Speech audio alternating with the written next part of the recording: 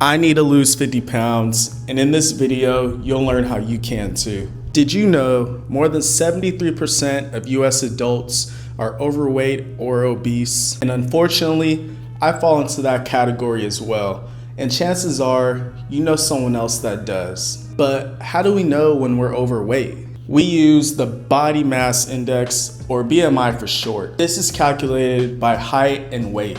And based on the numbers you fall in between, you can be categorized as underweight, healthy weight, overweight, or obese. So I won't get too deep into it on this video, but yes, I know the BMI isn't the best for everybody. It doesn't differentiate body composition, and it's not the most perfect indicator of health as it doesn't get the full story. But it's still a health indicator nonetheless and can give us a good idea on where someone is, especially if they're not a former athlete or they're someone that's not exercising as much as they should. But to get back on track, since this video is about me, what inspired me to make this video is I got my first hate comment under my cardio is killing your gains video.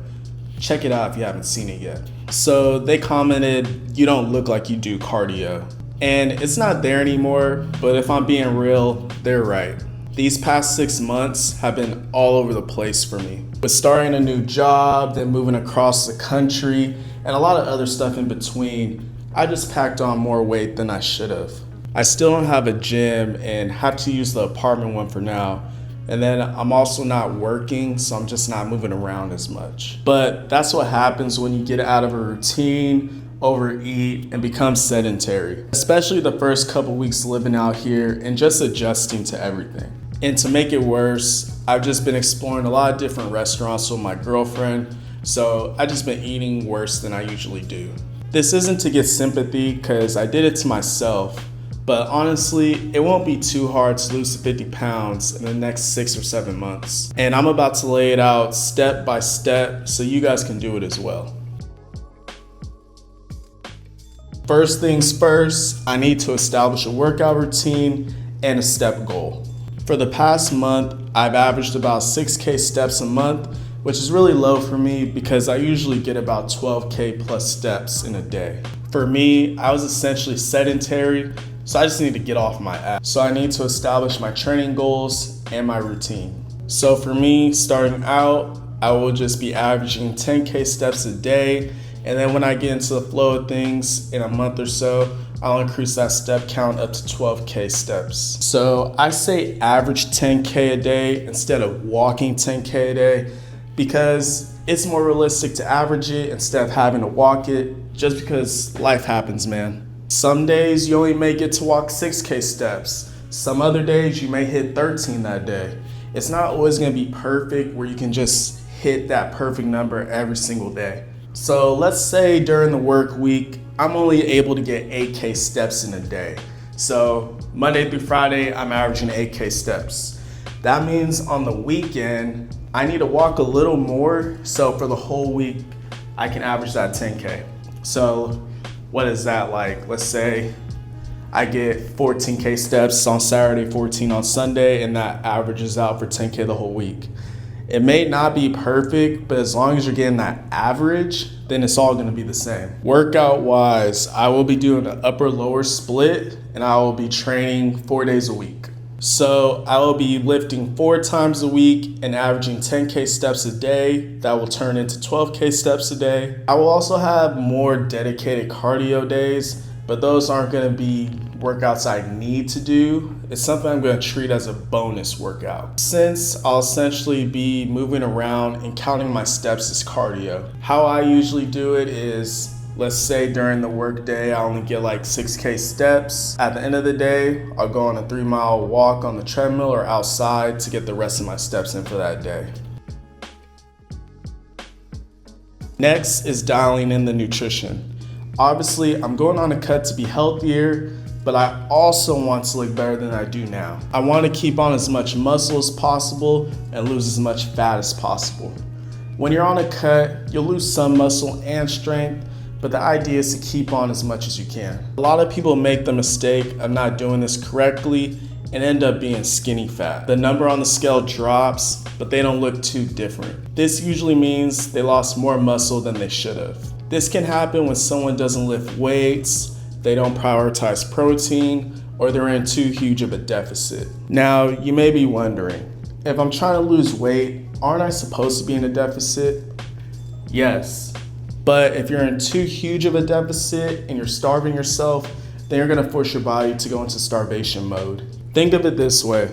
Our body isn't too different from the Stone Age. Back then, during the winter, food wasn't as abundant. So your body would just tap into the reserves.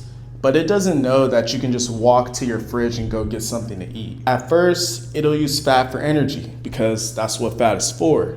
But eventually, it will start to use your muscle tissue for energy as well if you keep starving yourself. So yes, the number on the scale will go down, but you won't be getting the look that you want when it's all said and done. To avoid this, a good rule of thumb is to subtract 500 calories from your caloric maintenance. There's a lot of different websites you can visit to get your caloric maintenance, like tdee.net or calculator.net, but I will be using Macro Factor. This video is not sponsored, but Jeff, if you want to give me a sponsorship, just hit me up. So with Macro Factor, it has me cutting about 2K calories, which is more of an aggressive cut, but since I haven't been tracking for a while, it'll take some time to recalibrate. The great thing about this app is it's a science-backed diet coach and a macro tracker app. You have the option to be coached on it or have all the power with the tracking yourself. I like the coach feature because it takes all the guesswork out of things for me, and all I have to do is hit the given numbers. And as your weight changes, your calories will change as well, which is why I'll stick with the given numbers for now. When it sees how quickly the weight is shedding off, because of my settings, it will increase my caloric intake to something not as aggressive. It does really make things easy for me, and I've used it in the past, so I just really like it. You do have to pay for it, but I definitely feel it's worth it.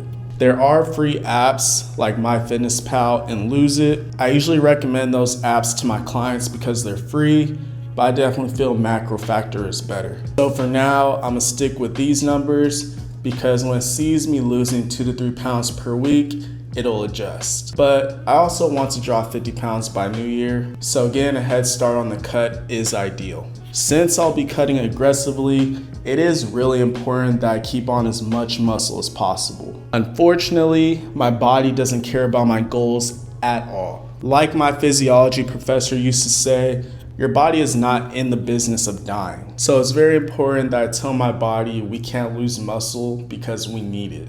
Your body is a use it or lose it type of deal. So on this cut, I really need to be pushing myself in the gym as well as hitting my protein goals so I can keep on as much muscle as possible. Usually, I don't recommend this for other people, but I will be shooting for 1 gram of protein per pound of body weight. For me right now, that number is about 220, but that number will drop as my weight drops. For the people that feel 1 gram per pound is a lot, which it is, eating about 0.8 grams per pound is more than enough to preserve muscle, which is another reason why I'm aiming for 1 gram, because if I shoot for the moon and fail, I'll still fall amongst the stars. Okay, so nutrition wise, I want to start off in a 500 calorie deficit, but will be in almost 1K deficit at the start and will allow my app to recalibrate as the weeks go on. Protein wise, I'm aiming for at the most 1 gram per pound of body weight.